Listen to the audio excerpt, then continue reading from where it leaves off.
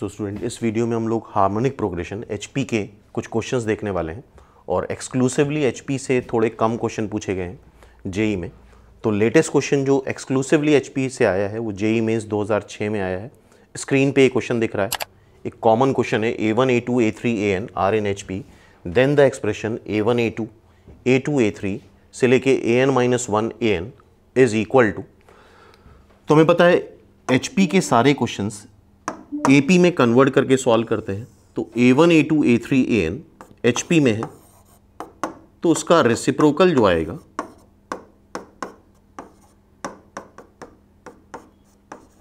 वो in AP आएगा।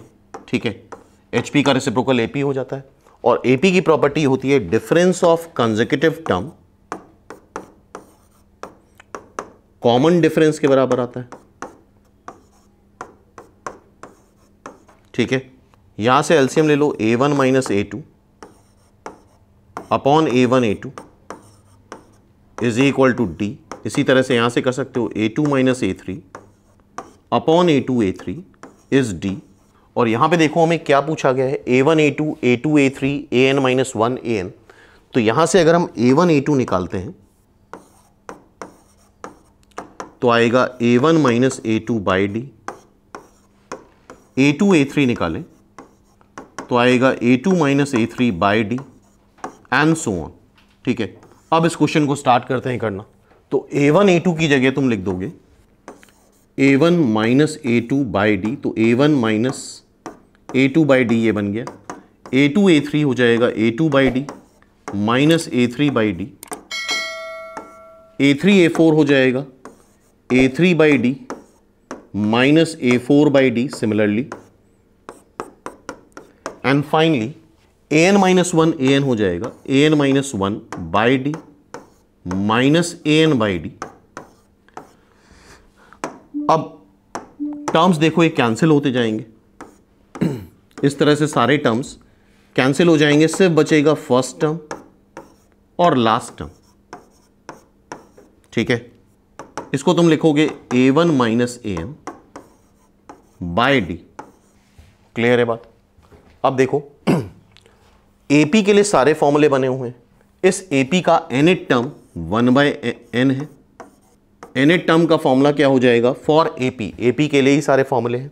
First term क्या है 1/A1 plus n-1 into D। ठीक है, तो 1/AN किसके इक्वल आ रहा है 1/A1 plus n-1 into D। 1/AN minus 1/A1 आ रहा है n-1 इंटू D। ठीक है, तो A1 minus AN upon A1 AN is equal to आ रहा है n-1 इंटू D। तो यहां पे देखो क्या बन रहा है, यहां बन रहा है A1 minus AN। A1 minus AN की वैल्यू यहां से निकाल लो। A1 minus AN is n-1 into D divide by into A1 AN। ये उस साइड मल्टीप्लाई हो जाएगा। तो A1 minus AN divide by D की जगह तुम लिख सकते हो n-1 into D A1 AN divide by D। So this is finally n-1 A1 AN। Clear है? n-1 A1 AN n-1 A1 AN D is the answer. इसका answer simply D आ गया। आई hope ये कंसेप्ट समझ में आया होगा। Next time repeat होता है तो कर सकते हो। सो जेई मेंस 2005 में हार्मोनिक प्रोग्रेशन का एक क्वेश्चन है। x दे रखा है summation n is equal to 0 से infinity a to the power n। Similarly y दे रखा है, z दे रखा है, एक इन्फाइनाइट जीपी बनेगी। ABC AP में है। XYZ हमसे पूछा गया है क्या है, किस में होगा। तो पहले हम x को सॉल्व करते हैं। x क्या है, n की वैल्यू 0 रखोगे a की पावर 0 1 हो जाएगा, n की वैल्यू 1 रखोगे, n की वैल्यू 2 रखोगे, n की वैल्यू 3 रखोगे इन्फाइनाइट तक। इन्फाइनाइट जीपी है, इन्फाइनाइट जीपी का सम होता है first term upon 1 minus common ratio. First term 1 है अपॉन 1 माइनस कॉमन रेशियो, तो x आ गया 1 upon 1 minus a। ABC AP में है तो यहाँ से तुम्हें a निकालना पड़ेगा। x minus a x is equal to 1।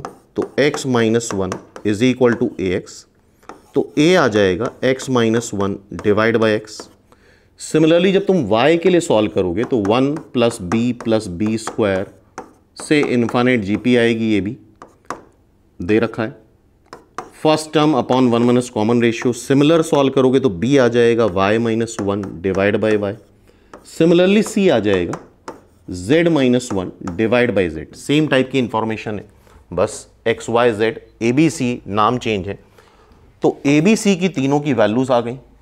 a b c a p में है, अगर a b c a p में है तो twice of middle term is equal to sum of adjacent term होता है। तो ट्वाइस ऑफ मिडिल टर्म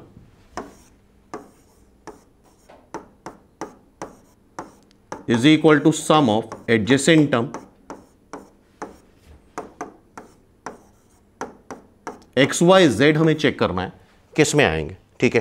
तो इसको हम सॉल्व कर लेते हैं। सॉरी, ये जेड होगा, ये दिस इज जेड।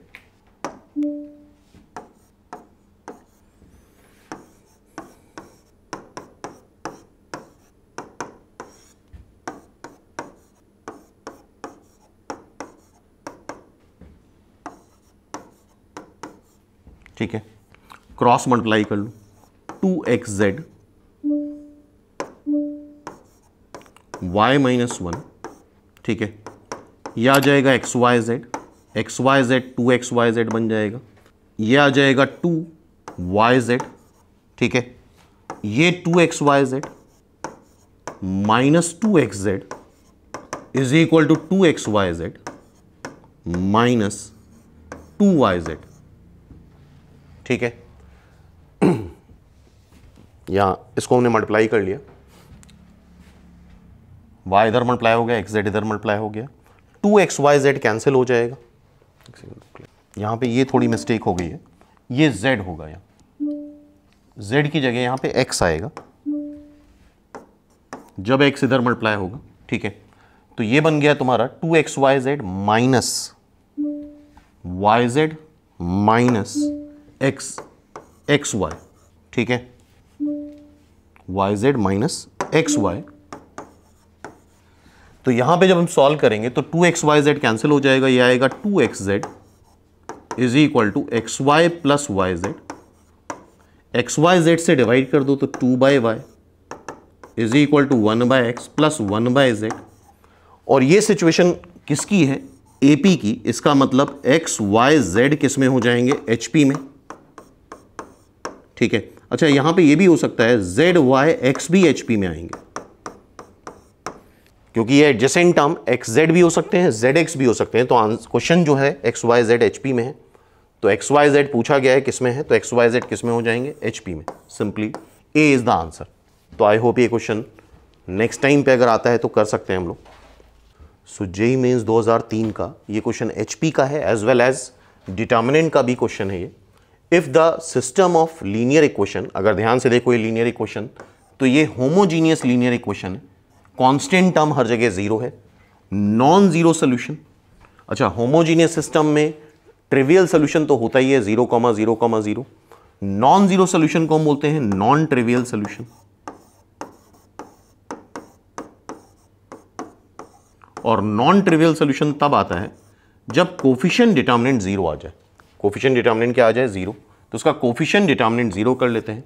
कोफिशिएंट देखो इसका 1 2a a, फिर 1 3b b, फिर 1 4c c, इसको जीरो कर लेते हैं। क्लियर है बात? नॉन ट्रिवियल सोल्यूशन मतलब डेल्टा जीरो कर दिया, कोफिशिएंट डिटर्मिनेंट जीरो कर दिया।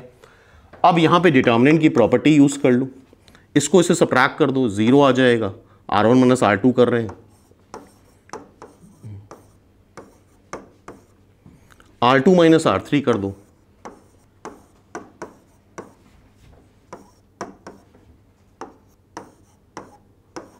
और इसको C1 के अलॉन्ग एक्सपैंड कर देंगे। C1 के अलॉन्ग क्या कर लेंगे? एक्सपैंड कर देंगे। तो C1 के अलॉन्ग एक्सपैंड करते हैं इसको हाइड कर लो, 2a minus 3b b minus c minus 3b minus 4c a minus b is equal to 0। C1 के अलॉन्ग एक्सपैंड कर दिया, इसको हाइड कर लिया, इसको हाइड कर लिया, this into this minus this into this. अब ये पूरा मल्टीप्लाई कर लेते हैं, 2ab minus 2ac minus 3b square plus 3bc minus 3ab minus 3b square minus 4ac plus 4bc।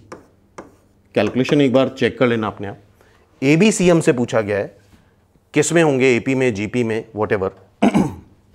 तो 2ab minus 2ac minus 3b square plus 3bc minus 3ab plus 3b square plus 4ac minus 4bc equal to 0।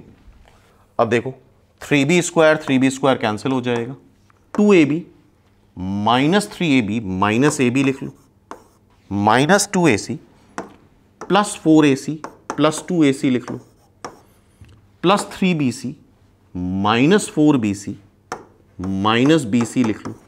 तो यहां से तुम्हें क्या मिल रहा है, 2ac is equal to ab plus bc। Clear है। एक b कॉमन ले लो यहां से, b is equal to a plus c. तो यहां से b क्या आ जाएगा, 2ac अपॉन a प्लस सी। और अगर ये रिलेशन आ रहा है, ये HM b क्या हो जाता है, a और c का HM हो जाता है। It means a comma b comma c are in HP। Simply a comma b comma c are in HP। b is the answer. तो आई होप ये क्वेश्चन क्लियर हो गया होगा जेईई मेंस 2003 का। सो जेईई मेंस 2003 में HP का again ये question है और इसमें प्रोजेक्टाइल मिक्स है। तो प्रोजेक्टाइल की तुम्हें इंफॉर्मेशन होनी चाहिए। R1 R2 respectively be the maximum range up and down on an incline plane. तो आई होप अगर तुम लोगों ने प्रोजेक्टाइल पढ़ा होगा तो किसी एक वेलोसिटी से थीटा एंगल पे, एंगल ऑफ प्रोजेक्शन पे कोई ऑब्जेक्ट प्रोजेक्ट करा जाता है और R1 अप के लिए मैक्सिमम रेंज है और R2 डाउन के लिए मैक्सिमम रेंज है। तो यहां पे हमें फॉर्मूले पता होने चाहिए प्रोजेक्टाइल के।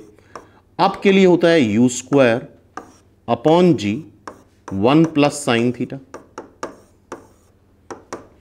डाउन के लिए होता है u square upon g 1 minus sine theta. Clear है। And r is the maximum range on the horizontal plane. Maximum range जो आती है वो u स्क्वायर बाय g आती है। तो इंक्लाइन प्लेन के लिए फॉर्मूले ये आते हैं, ये फिजिक्स का पार्ट है। और हॉरिजॉन्टल इंक्लाइन प्लेन लाइक ये थीटा से इंक्लाइंड है, यहां पे हम प्रोजेक्ट करेंगे। और हॉरिजॉन्टल में क्या होता है, हॉरिजॉन्टल प्लेन है, यहां से प्रोजेक्ट करेंगे किसी थीटा एंगल पे, तो मैक्सिमम रेंज ये आती। तो यहां पे ये इंफॉर्मेशन होनी चाहिए, आगे के लिए याद रखना। देन R1 R2 R3, तो इसका तुम रेसिप्रोकल कर लो, 1 upon R1 plus 1 upon R2 निकाल लो।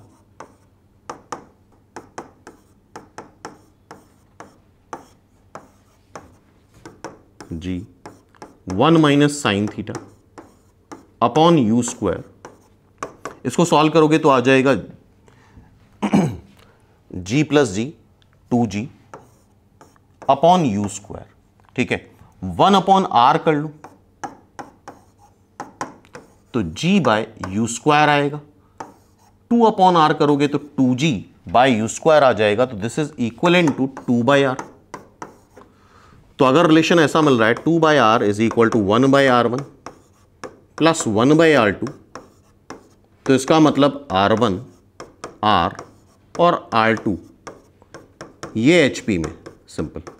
तो R1 R and R2 R in HP। तो नेक्स्ट टाइम से आंसर भी याद रखना अगर सेम क्वेश्चन रिपीट हो नेक्स्ट टाइम कभी।